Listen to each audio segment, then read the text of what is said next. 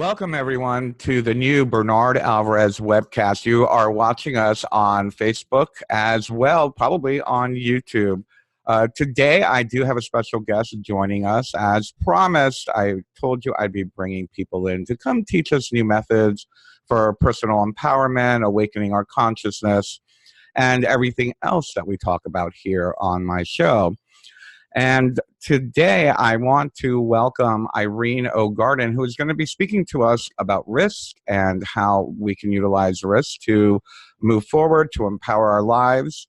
For those of you that may not know, Irene has won or been nominated for prizes in nearly every writing category, from stage to e-screen, hardcovers, children's books, as well as literary magazines and anthologies. Her critically acclaimed Women on Fire played to sold-out houses at Off-Broadway Cherry Lane Theater. O'Garden was awarded a Pushcart Prize for her lyric essay, Glad to Be Human.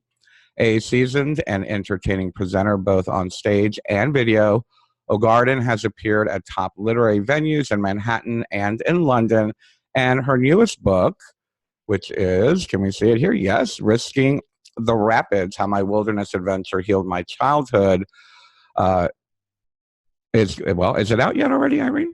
Oh, yes. Oh, Came wonderful. out in January. Oh, wonderful. So it is out. It still has that new car smell, though. Yes, we love that. We love that. So everybody, please welcome Irene O'Garden to the webcast. Hi, Irene. How are you today? Oh, hi, Bernard. I am terrific, and I'm so honored to be here. I enjoy your work. I have listened to a number of your pieces, and I like the way you interact with people. And so I'm very thank you. Thank you. And just for those of you that are watching, when I turn my head to look at Irene, it looks like I'm looking away from her. So pardon that. I'm trying to turn my head like this to make it look like I'm looking at you, but I have to look at you over here. All around too. It's something our listeners should know is they're actually witnessing risk right now, because This is the first time you're ever doing this kind of format. And this is the first time I'm presenting this material in this particular way. When I teach, I'm used to doing a lot of back and forth. And so we're going to try a different way. There we go. It's a perfect way. Perfect way. So, Irene, why don't we go ahead and start with what you were talking about? Irene would like to help us get into the mood first, and then she'll be sharing a story with us. So I'll leave it to you. Absolutely. Thank you. Well, I always believe that everything begins within us. So I have a Tibetan singing bowl here. I'm sure many of you know what that is. And the sound of it brings us so deeply inward that I wanted to take a moment or two before we begin to talk to just settle in the moment. So if you feel comfortable closing your eyes, please do so. Let your body relax and take a deep breath.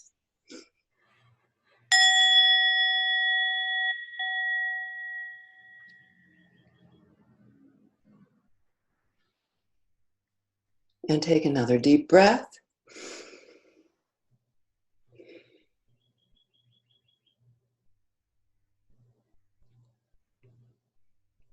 And one more deep breath.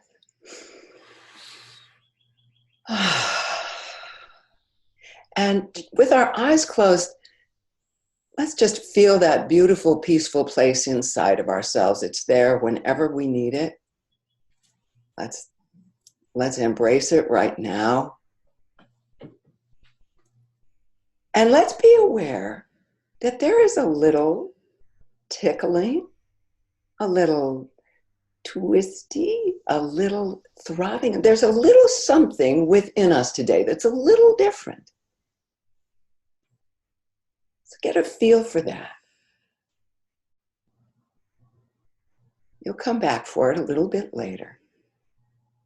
So take another deep breath. Let it go.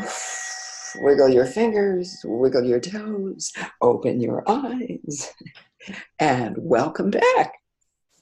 Nice. So I have always avoided the high risk stuff, skydiving, rock climbing, downhill skiing. I want my life to pass before my eyes just that one time, right there at the end when it's supposed to. But my brother Jim, on the other hand, goes into the wilderness every year. And he doesn't even carry a first aid kit, which I found out the hard way. And he'll drink water straight from a stream. His son say, "Dad, you got sick the last time you did that." And he'll say, "Well, yeah, that's how it goes." So picture, if you will, my brother and I and a few family members have been in the wilderness for almost a week. And we've had days of paddling the swollen Flathead River. We've been dodging trees, and sticks are jutting into our faces. We're tiptoeing over rocks that are slick and ready to break our ankles. We're getting soaked to the skin. We're being pelted by hail, but we're still paddling, and we're still sore. But thankfully, we're nearing the end of our trip. And suddenly the river picks up speed, and we crash against a rock with such force that my brother Jim flies out of the raft into the rushing river. And the look on his face is terrifying. And our raft is stuck on the rock. We can't reach him. And we jiggle, we bounce, we try everything to dislodge the raft from the rock so that we can get to Jim before he's swept away in the river. And he's gone under. And now we can't see him. He's gone. We don't know where he is. Oh my God. And at last he surfaces, and he's standing in chest high water. And he's ashen faced, but he's upright and he's breathing. So he staggers against this strong current with all of his strength, and he reaches toward my sister, my nephew, and they grab his arms and they re-raft him. And we go, Jim, oh my God, what happened? How did you? And he says, "Well, I did what you're supposed to do when you fall in. Let the equipment do its work. Relax and let the life jacket bring you back to afloat, and then orient your feet downstream and stand up if you can." And we go, "Well, nice of you to tell us the rules on the last day, Jim." He had never in the course of the entire trip told us that. And it was the only day he wore a life jacket too, which we found very interesting. So he takes all kinds of risks that I would not take. But what does that tell us? That tells us that risk is different for everyone. And a risk can be an action, or it could be an inaction. And sometimes it involves the word danger. For me, it was a big risk to go into the wilderness because I had only camped overnight for a couple of nights at a Girl Scout event. My entire river rafting, floating experience was going for one afternoon down the Delaware River in an inner tube. So I was really completely inexperienced. But I feel that risk is like the tightrope that connects us with what we want. So I wanted to spend time with my brother. We had the trip was thought up at a memorial service for an older brother of mine who died unexpectedly at the age of 65. And at this memorial service, my brother and sister and I said, "Well, maybe we should do something together. Maybe we should do a bonding trip." And since Jim goes out in the wilderness all the time, I figured I was in pretty safe hands. But not everyone has to go out into the wilderness in order to take a risk. But that risk was the tightrope that connected me with the bonding that I wanted to do with my brother. And I certainly wanted to experience the wilderness. But the thing about a tightrope is, and sometimes even when we say the word risk, we feel our heart begin to pound a little faster. The thing about that tightrope is there's no tightrope walker who learns how to walk a tightrope 100 feet in the air. Nobody starts there. They start with the tightrope. And I know this because I have a friend who actually at the age of 66 became a tightrope walker. So we start on the ground, getting used to the feel of the rope on the ground. And then the rope is lifted little by little by little by little. And so eventually you may, if you keep focused on it, be able to walk a tightrope 100 feet in the air. But it's about connecting with what it is that we want. And I think something that's really important for people to understand is that we are all so much more experienced with risk than we think we are. You know, did you ever try to get a job? Yeah, that was a risk. Did you ever learn to ride a bike? I bet that bike tipped over more than once. You know, if you've born a child, as many people have, that is a tremendous risk that you took, to say nothing of the risk of raising children. So we are much more familiar with this. We have a tendency to think that we don't risk, or we never have risk, we're not familiar, but we really are. And that's actually a thing that I'd like to take another moment. And let's go back inside for a second and get a clear picture of some of the risks that we have taken. So close your eyes again if that feels comfortable to you, and take that deep breath again.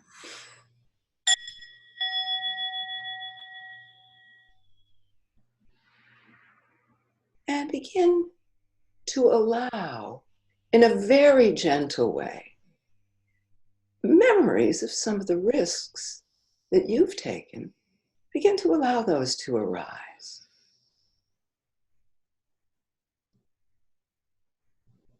And begin to appreciate that inner growth in you that leads us towards these experiences which expand our fulfillment, which is why we're here.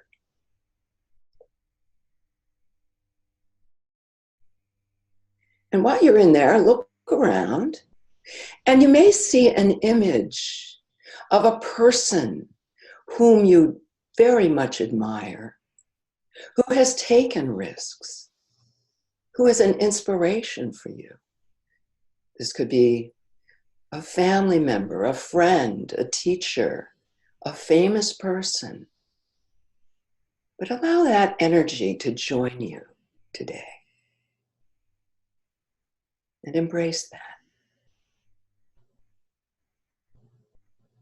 And feel that little flickering again, that little tickle.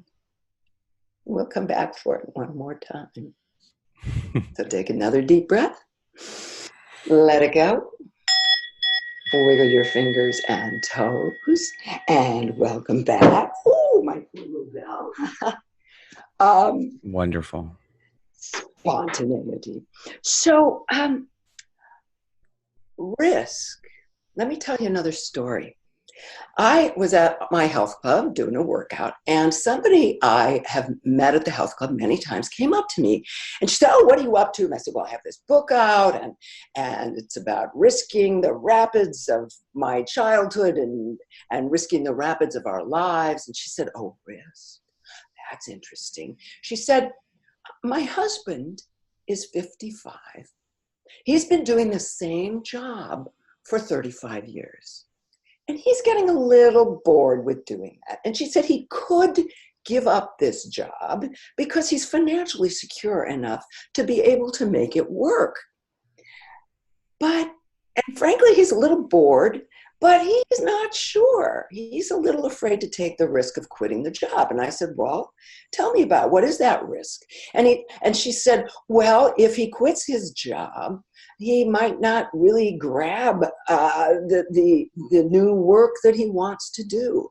And he's so familiar with doing it. He can train people to do it. So he's afraid to do that." I said, "Well, what is it he's thinking of doing?" And she said, "Well, he likes real estate, but he's never really looked into it." And I said, "Well, let me ask you this. What happens if he stays in the job?" And she said, "Well, he could work there another 10 years. But when he gets out at age 65, he might not seem so employable to people in the field that he wants to go into."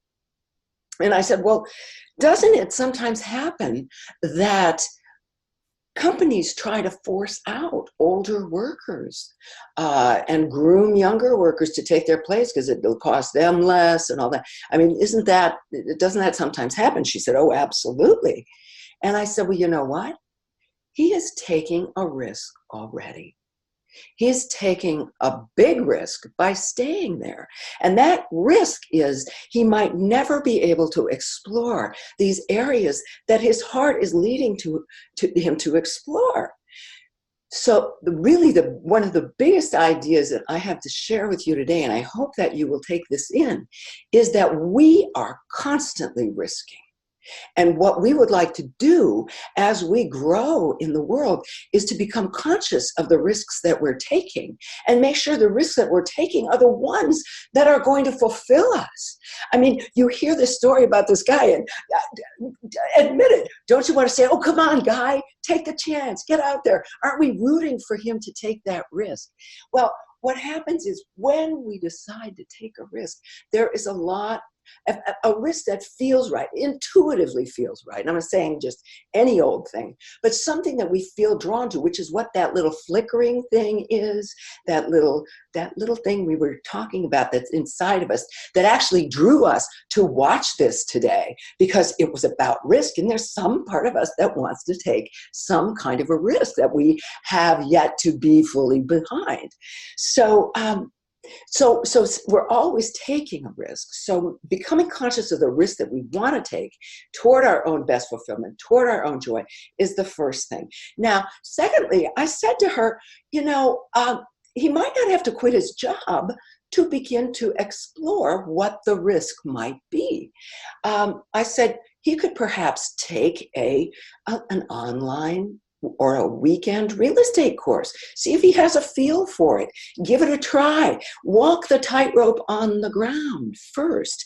And so you could consider that kind of a bridge experience, something that would connect you with what you want, but not totally take you out of where you are. But before, and I realized, oh my goodness, our time is flying. One of the things that I want to say about that bridge experience is that one of the risks that I took in my life was I moved to New York City at a young age. But I was thinking about, when I was considering it, I went, well, gee, maybe I should move to Chicago first, because I was coming from Minneapolis, and it was a smaller city. And I thought, well, maybe I should move to Chicago and then move to New York. I want to say this about risk. Don't hold back too much on that. Don't dwell too long, because eventually, if you want to move to New York, you're going to have to move to New York. You're going to have to meet that risk. You're going to have to meet those challenges. So don't be postponing it. Don't be postponing it, because risk completely helps us heal. The minute we decide we're going to take a risk, it ups our self-esteem like crazy. And when we decide to take a risk, we will find there are people there to help us. All we have to do is look around. All we have to do is ask, and they will be there for us. And the most important radical risk to take is that risk of trusting our own intuition, which most of us who are watching this today have been doing that for many years. But sometimes it feels like, can we really free fall with that?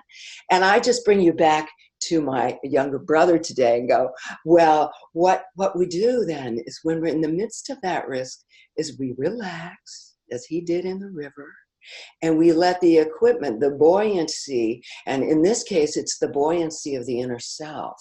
We let that bring us to the surface. We let that bring us upright so that we can walk forward into the risk that we want to take. And before I close, I just want to give you one more moment to go back inside now and gather that energy that you have been generating during this entire time that we've had together, and solidify it into a beautiful risk that will connect you with your own inner joy. So take one last deep breath. Let it go.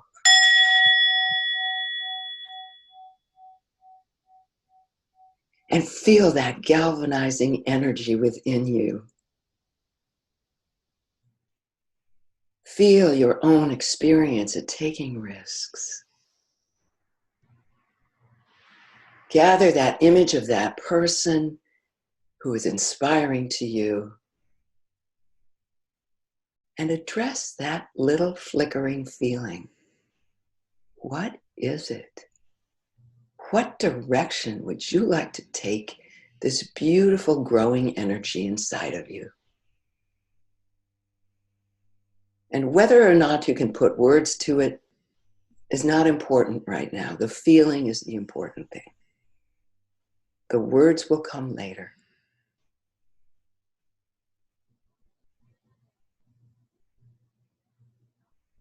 And take one more deep breath. Oh, feel that joy.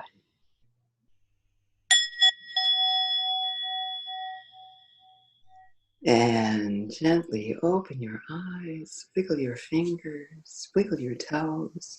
Welcome back. Thank you so much for your very kind attention today. Oh my goodness. And thank you, Irene. That was awesome. Oh, Fantastic. good. Thank you. And of course, it opens up. I could go on about this topic for another 2 hours now after hearing all that, but we don't have time for that today. I did want to touch on a couple points that I wanted to make sure that we got clear Sure. communication to our viewers for, and that is how you feel that risk assists in recovery. What does that mean? Yes. Yes, I feel that risk, first of all, as I was saying earlier, it immediately ups our self-esteem and can counteract, I'm speaking from experience here, some shame that we may have experienced or some childhood wounds, and it immediately counteracts that. And in the long run, I mean, for me, it was a real antidote, this wilderness trip, to some of the challenges that I faced growing up in a large family with parents who had lots of martinis, and you know, I had 6 siblings. I had a bullying sibling, and I compensated by decades of overeating, body image distortion, all of that, and taking a risk, even the smallest risk, and I'm not saying everybody has to go to the wilderness, but taking a small, perhaps it's just having a conversation that's a little difficult with a family member, or maybe it is trying a job that, like this gentleman, trying to take our lives in a new direction. That helps us recover because it builds our own sense of inner strength. It builds our own trust. And it's funny, you know, Bernard, somebody asked me, what does it mean? Why would you want to go back and heal childhood wounds? Why is that even important? Which kind of, I know that was my response. Like, Right. gosh, it never occurred to me that you wouldn't want to do that. But I realized why it is such a healing thing to do is that if we do not heal those childhood wounds, if they're just seeping through us, what happens is we become afraid to look within, because we're afraid we're going to be in pain when we look in. And it's hard for us to trust that inner self. It's hard for us to connect with that buoyancy, with our natural joy. And we so often will, as I did, you will seek addictive behavior or distractive behavior, or behavior that is not building us towards who we want to be, and it simply compounds our shame. So taking a risk is a natural part of healing, I believe. It's like if you cut yourself, your skin doesn't go like, oh my gosh, I cut myself, I better never put those, grow back together. I better never go out, I better never pick up a piece of paper, I might get a paper cut. You know? Yeah, it's a natural part of life, and it really liberates us to connect with that birthright joy that's within us. Yeah, wonderful. And thank you for expanding on that. Also, I'm sure our viewers and listeners are wondering as well. So life has many risks, right? Life has many risks, and sometimes they're big risks, sometimes they're little risks. Sometimes people just can't handle too much risk, or sometimes it's the wrong risk. How can one best assess a risk, and is it worth it? Well, I think it absolutely is. And I think if you take that first step, even before, well, there are a couple of things I have to offer. One of them is you must take that radical risk of trusting your inner self and beginning to develop immediately, right now, today, an absolute trust in your own impulses, in your own inner self, because that is bedrock. But now I got to tell you another thing that will help. And it's a simple body language thing that I recently learned about. They did scientific studies, social sciences, and they were talking about poses that powerful people assume. So I may have to back up the camera from the camera here. So this is a powerful pose. The superhero. I know that one well. The superhero. Or this one is very powerful. And they have determined by running experiments that not only do we, when we see someone like that, we think, oh, they're very powerful. But when we put our own bodies in that position and hold it for 2 minutes, we change the hormones that are running through our body. We reduce the stress level that is running through our body. That is a simple thing. 2 minutes. I did it before I had this conversation with you because I wanted to be sure I was connected with that most strong part of myself. So that is another thing that we can do as we are considering a risk, before we're taking a risk. Maybe we have to get up and speak, which, by the way, is the number one fear that people have. They are more afraid to speak in front of other people than they are of death. And why are we afraid of that? People aren't going to knock us over, and they're not going to. No, it has to do with the fact that it's our reputation at stake, and we are social creatures. So, but that risk is such a helpful risk to begin to take, to begin to get up in front of people and say what it is we think and feel, because then that opens up that channel of communication even more, which means we're trusting that even more. So it's this beautiful cycle that begins to happen. I love it, and I love that you showed the superhero. I use that all the time. Oh, good. All the time. If I'm getting ready to give a big talk, just like you said, if I'm getting ready to do a big talk, I have to do it. If I'm being interviewed for a new project, I have to do it. Or it's really. I've been doing it for about 5 years now, and I think you're the only other person I've seen bring it up. So thank you. There's a TED talk about it. If people is there? want to explore that. Amy Cuddy, Cuddy, is the person who conducted these experiments, and she has a really wonderful TED talk about it. Oh, that's very cool. Wonderful. So, Irene, we are out of time, and I was wondering if you could please tell everyone a little bit about your book, Risking the Rapids, How My Wilderness Adventure Healed My Childhood. We heard a little bit about it and how risking helps us. Is the book about risk beside the rapids that you went on? Well, it's a